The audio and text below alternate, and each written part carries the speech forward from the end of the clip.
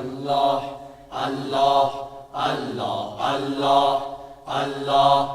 الله الله الله الله الله الله الله لا إله إلا الله محمد رسول الله الحي القيوم يا سبحان الله. بسم الله الرحمن الرحیم. خب وقتی که حاجی صاحب میخواه که از خانه بخیر حرکت بکنه و بعد از که میخواه که احرام میگه پای خود گرفت، اینجا احرام شون است، احرام خود آماده تر ساخته که طبعا دو پارچه قبلا ما شما دیدیم که دو پارچه را خریداری کرده. یکیش به شکل ازار گفته میشه، ایش ازار است و ایش هم ردا که سر شانه باز ویسان میشه. خب وقتی که اینا را بخیر سب گرفت به غسل کردن میره. خب حالا در اینجا در داخل تشناب بسم الله داخل تشناب میشه و در اینجا شوهر میگیره. لا اله الا الله محمد رسول الله الحي القيوم يا سبحان الله الحي القيوم يا سبحان الله لا إله إلا الله محمد رسول الله الحي القيوم يا سبحان الله. آیتی توحید بینم بر در و دیوارها، آسمانها کهکشانها ثابت و سیارها. الله الله الله الله الله الله شاهدانی بر وجود خالقی یکتای خویش، بحر و برها درها دریاچه ها کهسارها. الله الله الله آیتی توحید بینم بر در و دیوارها، آسمانها کهکشانها ثابت و سیارها. الله الله الله رو به بستان تا گواهی بر وجود حق دهن، بیدها گلها علفها سر و اسپیدارها. الله الله الله. وقتی 3 نفر از شما سفر میکنه باید یکتون امیر باشه، کنترات که اگر امیر نباشه سفر دیگه فوضا یا پراگنده میاد و علمی به تمام اموری سفری ما امیر کلی امور نیست، اموری شخصی نیست. کی؟ رئیس نه کی سفر میاد؟ نه خودت چطور؟ فارس محترم کی امیر سفر مقرر کرد؟ شما به هر کدام باشه با قبول داریم. رئیس چیست امیر سفر شما به خاطر که صحیح است. این امیر سفری ما دایی صاحب است و این در اموری که در سفر تعلق داره. مثلا برای ما امر کنه چای تیار کنه، لباس اینطور کنه، تیکت اینطور کنه، تمام این فلانی برد اینی گپارا کلش. البته شخصی امر نمیتونه که بیا پای مرا پچه بکنه برو. اطاعت امیر واجب است دیگه. نه اطاعت امیر در امور سفر. در امور سفر واجب است ان شاء الله. این ما مکمل اطاعت میکنیم تا وقتی که معصیت نباشه، یعنی نافرمانی خود رسول الله نشود. ما مطابق فرمان از این حرکت میکنیم ان شاء الله. لا اله الا الله محمد رسول الله الحي القيوم يا سبحان الله الحي القيوم يا سبحان الله لا إله إلا الله محمد رسول الله الحي القيوم يا سبحان الله آیتی توحید بینم بر در و دیوارها آسمانها کهکشانها ثابت و سیارها الله الله الله الله الله الله شاهدانی بر وجود خالقی یکتای خویش بحر و برها درها دریاچه ها کهسارها الله الله الله آیتی توحید بینم بر در و دیوارها آسمانها کهکشانها ثابت و سیارها الله الله الله رو به بستان تا گواهی بر وجود حق دهند. درش خوان نمیشه بعد از احرام بسته کردن اگر آدم نکنه خانه چیزی بس کنه خود نه دیگر در عبادات قیاس نمیشه. یعنی چی هستن بعد از که احرام بسته کنید تلبیه لبیک میگی بله بعد از لبیک میگه چه خوش باشد که با حاجیان بگردیم بگرد خانه رحمان بگردیم رویم با کعبت الله خانه حق با یاد و طاعت قرآن بگردیم چه خوش باشد که بعد از ختم عمره شویم حلال خوب شادمان بگردیم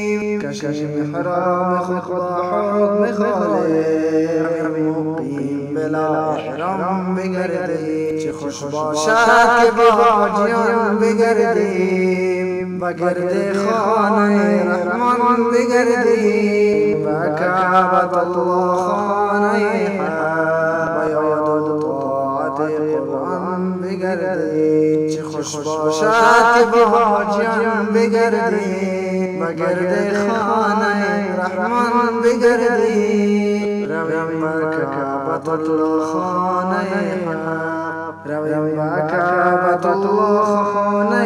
حق با یاد و طاعت قرآن بگردیم چه خوش باشد که با حاجیان بگردیم بگرد خانه رحمان بگردیم رویم بر کعبت الله خانه حق با یاد و طاعت قرآن بگردیم چه خوش باشد که با حاجیان بگردیم بگرد خانه رحمان بگردیم آن خداونده که در دل نور ایمان آفرید در شب تاریک بنگر ماه تابان آفرید. بسم الله الرحمن الرحیم. آجی صاحبای محترم السلام علیکم و رحمت الله و برکاته. آجی صاحبای محترم پرواز ما و شما از میدان هوایی بین المللی کابل به خیر شروع شد و ما و شما حال فعلا در داخل طیاره هستیم و به خاطر از که میشه ما و شما یک نشستی در میدان دبی داشته باشیم و یا هم اگر نداشته باشیم باز وقت احرام بسته کردن براتان ما تعیین میکنیم که این احرامتان یا در میدان اگر دبی پایین شدیم اونجا بخیر احرام بسته میکنیم و یا براتان اعلان میکنیم که در داخل طیاره بخیر باز احرامایتان بسته میشه. لان قبل از میقات ما و شما ان شاء الله تعالی باز براتان اعلان میکنیم. حاجی صاحبای محترم، قبل از اینکه به خاطر از اینکه ما و شما در داخل طیاره هستیم و در داخل طیاره، حاجی صاحبای محترم، در داخل طیاره میدانین که باید مسائل اخلاقی را بسیار متوجه باشیم و همین چند لحظه یا چند دقیقه که ما شما در طیاره هستیم تا وقتی که ما شما به میدان جده میرسیم یا به میدان دبی میرسیم، در داخل طیاره ما و شما بعضی از نقاط مهمی که دانستنش برای حاجی صاحبان مهم است و این موضوعات خدمتتان بیان میکنیم. حاجی صاحبای محترم و بی حاجی صاحبای محترمه، اول خب باید ما شما بفهمیم که حج یک سفر معنوی است و شما بفهمین که انسان همیشه علاقمندی به سیاحت داره که مثلا به دیگر کشورها بره و دیگر جایا بره و یک سفر معنوی داشته باشه، ولی خود حج بیت الله شریف که است این هم یک نوع سیاحت است، ولیکن این سیاحت است که در عبادت شامل میشه. پس مسلمان هم مثلا از یک منطقه به منطقه دیگه میره و سفر میکنه و جاهای مختلف میبینه، لکن خوبیش است که این سیاحت با سیاحت دیگران فرق میکنه و این یک عبادت است، یک فرض است. بنابراین مسلمان هم یک عبادت خود انجام میده، یک فرض انجام میده و در پالوی از این سیاحت هم میکنه که هم دنیا را میبینه و به این خاطر کسایی که مثلا دیگران سفر میکنن و سیاحت میکنن در او گناه هست، بسیاری اشتباهات است، ارتکاب بسیار حرام هست، ولی در سفر حج چون کلش عبادت است، سفر معنوی هست و ادای یک فریضه هست و در اونجا واجبات، سنت ها، مستحبات، اعمال نیک کل از اینا در اونجا ادا میشه. به این خاطر نتیجه این میشه که ما و شما در این سفری که میریم ان شاء الله تعالی سفر معنوی و سفری است که فرض است و سفری است که مثلا عبادت فرضی را انجام میدیم. به این خاطر نتیجه این سفر چی میشه؟ نتیجه سفر ما و شما این سفر معنوی حج، ایمان انسان قوی میشه، رضایت الله حاصل میشه، امکانات توبه هست، امکانات استغفار است که حاجی محترم میتونه که شخصیت خود در این سفر بسازه، یعنی از اشتباهاتی که قبلا داشت، گناهایی که قبلا داشت، به حیایی و به عفتی یا هر چیزی که قبلا مرتکب شده بود، میتونه که در این سفر خود کاملا پاک بسازه و وقتی که از حج بگرده، اگر سفر حجش حج مبرور باشه، یعنی در سفر از او تمام فرایض و واجبات و سنت ها و مستحبات ادا شده باشه، از بدعت ها و کارهای ناروا دوری کرده باشه، عقیده بسیار خوبی خود درست عقیده توحید تطبیق کرده باشه و به این شکل رفث و فسوق و جدال که ما و شما گفتیم این کارا را نکرده باشه و سفر معنوی خود واقعا خود جور کرده باشه، پس در برگشت مثل از این میشه مثل که یک طفل نو تولد شده باشه. به این شکل این سفر اینو تو تاثیر خود داره. همچنان حاجی صاحبای محترم، در سفر حج ساختار انسان چه قسم میشه که با سفر معنوی حج انسان ساخته میشه و این مال خود در راه الله مصرف میکنه. وقتی که انسان مسلمان آماده میشه که مال خود در راه حلال و به خاطر عبادت این مصرف بکنه، این هم بر از این قوت ایمان میبخشه. اینال اگر ما و شما مقایسه بکنیم بین مصرف مال یک مسلمان که در حج مصرف میکنه و بین یک کس دیگه که مثلا مال خود بر سیاحت به کشورهای خارجی و رفتن به سفرهای باطل مصرف میکنه، دیگران مالشان به خاطر نفس و خواهشات نفسانی و غرایز شهوانی استعمال میشه که تمام مال از اینا در اعمال نامهشان برای گناه ثبت میشن. اما برعکس وقتی که یک حاجی یا بی حاجی محترم چی میکنه؟ به حج میره. بسیاری کسایی هستن که کم کم پول خدا، یعنی یک روپیه جمع کردن و بالاخره پیسه حج خدا آماده ساختن و از این پیسه حلال خود اینا به حج میرن. پس اینا مال خود در راه رضایت الله مصرف میکنن و خود به خود وقتی که انسان مال خود در راه الله مصرف کنه، انرژی خود در راه الله مصرف بکنه، وقت خود به خاطر عبادت مصرف بکنه، این کلش سبب تقویت ایمان میشه و ایمان از این قوی میشه و این به الله نزدیک میشه با این عبادت ها. چرا که الله در قرآن عظیم شان میگه که وابتغوا الیه الوسیله، شما یا ایها الذین آمنوا اتقوا الله وابتغوا الیه الوسیله، شما تقوا بکنین و به خاطر رضایت الله وسیله بگیرین. و وسیله چی است؟ امی علما میگن که وسیله عبارت از چی است؟ اعمال صالح خود انسان است. پس حج یک وسیله خوبی برای رضایت الله و به خاطر اینکه مثلا رحمت الله را به خود انسان جذب بکنه، این حج این یک وسیله هست. بناهن ما و شما این مال خودم که مصرف کردیم، این مال ما کلش یک روپیش که مصرف میشه، به شرطی که دهی اسراف نکنیم، تبذیر نکنیم، خرج های اضافگی نکنیم، تکبر و خودخواهی این کارا را نکنیم، دیگه تمام مالی که در حج مصرف میشه کلش در عبادت الله سبحانه و تعالی محاسبه میشه. و وقتی که انسان مال خود در راه الله مصرف میکنه، طبعا این سبب چی میشه؟ سبب از این میشه که انسان شخصیتش ساخته میشه. سومین مسئله تمثیل عملی شخصیت انسان‌های با شخصیت است. مثلا وقتی که حاجی به مکه مکرمه میره، به مدینه منوره میره، در جریان مثلا ادای مراسم بین صفا و مروه که میره، این در حقیقت اونمو خانمی که خانم ابراهیم علیه السلام که در بین صفا و مروه میدوید و بالاخره هیچ کس نبود به جز از الله، بالاخره بر از آب زمزم میرسه و آب زمزم مینوشن و از هلاک خودش و امی طفلکش نجات پیدا میکنن. پس خاطرات اونو تو انسانهای با تقوا و با ایمانی که کل زندگی خود به خاطر رضایت الله صرف کردن، با تقوا صرف کردن، حاجی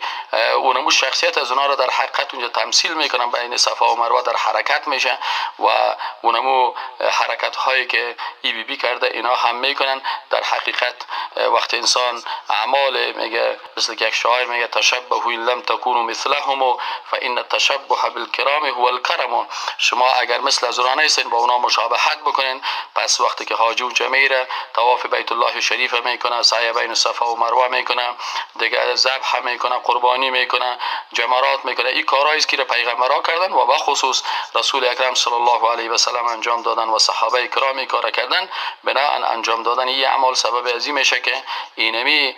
حاجی مسلمان در حقیقت شخصیت اونمو شخصیت های بزرگوار مثل ابراهیم علیه السلام، مثل بی بی ساره، مثل رسول الله صلی الله علیه و سلم، مثل مهاجرین، مثل انصار رضی الله تعالی عنهم اجمعین اعمال از اونا را انجام میده. دیگه اینال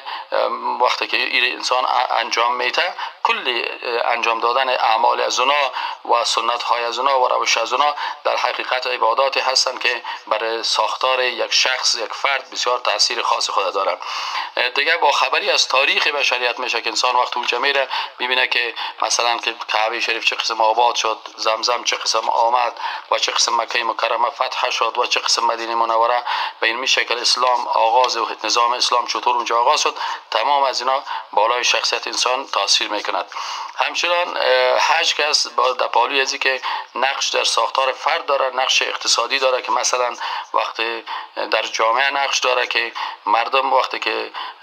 به سفر میرن و پول خود در غلط استعمال میکنن، لکن امروز مثلا مسلمان ها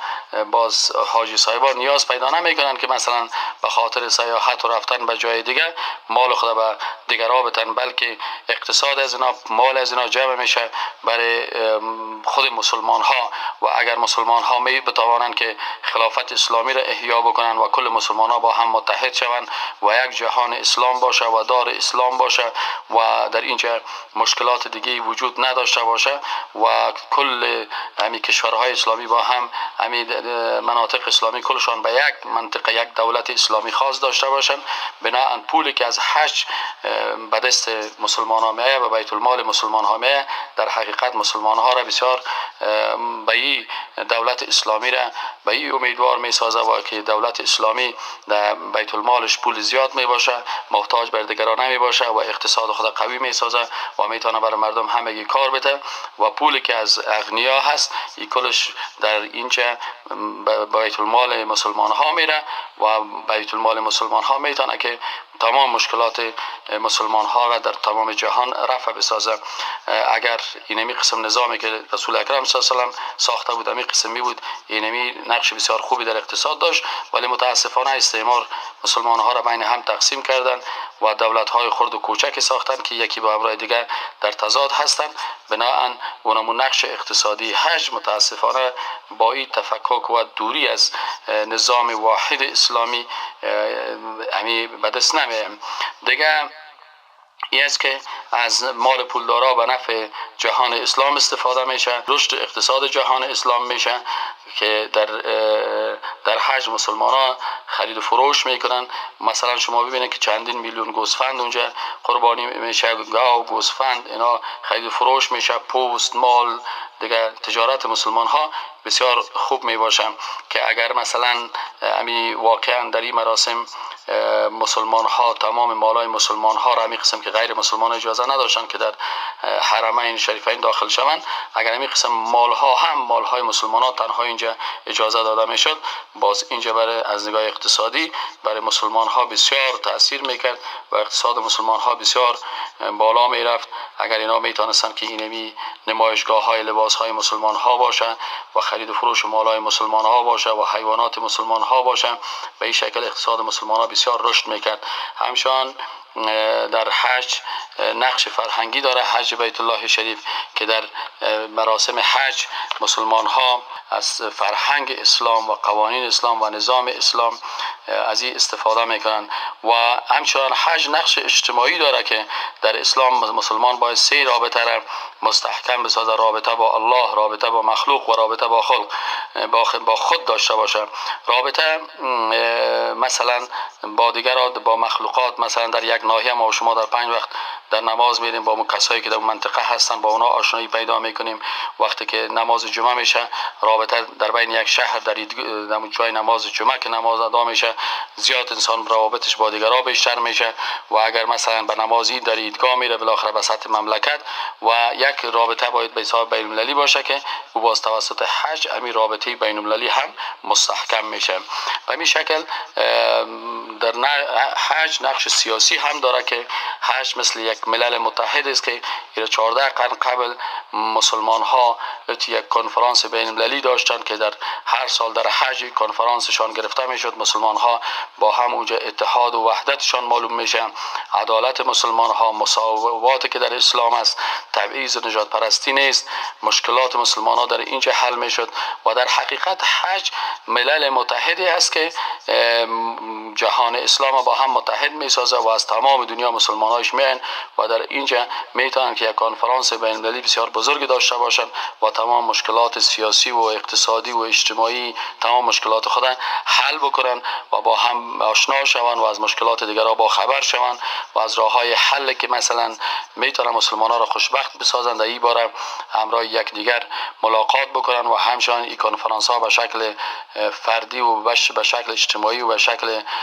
تمام نماینده های تمام دنیا در اینجا که کلشان یک جای میشه و خطبه ها خوانده میشه و غالبا حل مشکلات جهانی مطرح میشه. اینی اساسات است که در حج باید اینی مسائل صورت بگیره و به این شکل مسلمان ها تمام مشکلات خود از این طریق